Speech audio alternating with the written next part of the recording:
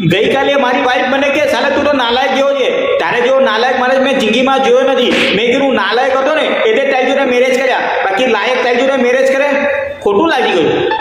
રાતે જમવાનું ના આપ્યું, ભાઈ આપણે તો નાલાયક રહ્યા ને. અડધી રાતે ઉઠીને એના ફોનમાં એના બાપાની નામની જગ્યાએ મારું નામ લખી કાઢ્યું અને બીજા દિવસે પહોંચી ગયો સાસરે અને સસાને કીધું કે તમારી છોકરીને તમારી જોડે વાત કરવી છે, મારા મોબાઈલમાં બેટરી ડાઉન થઈ ગઈ છે, તમે ફોન કરી વાત કરો. જેવો ફોન કર્યો મારું નામ સામે દેખાયું, સીધો ઉપાડીને ફાઇલ ચાલુ થઈ ગયું. નાલાયક હરામી હલકા તને ના પડીને મારી જોડે વાત નહીં કરવાની, કેવી વાત કરે છે નાલાયક. ફોન મૂકીને ફોન ફટને ફોન કટ કરી દીધો. સસરા હક્કા બક્કા મને કે જોડા જબરજસ્ત છે, મારી છોકરી છે. મેં કહું આ તમારી જ છે. મને કે ના હોય. મેં કહ્યું 110% તમારી છે. મને કે આવું બોલે છે, ભયંકર બોલે છે યાર, આની જોડે ના દેવાય. મેં કહું છેલ્લા 10 વર્ષથી રહું છું.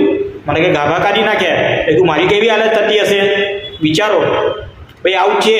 આતંકવાદીની ગોળીથી બચી શકાય પણ વાઈફની ગોળીથી ક્યારે ના બચી શકાય. ચાલે ગાભા નાખીને કાઢી નાખે, ચાલે નખ જેવી જિંદગી બનાવી દે.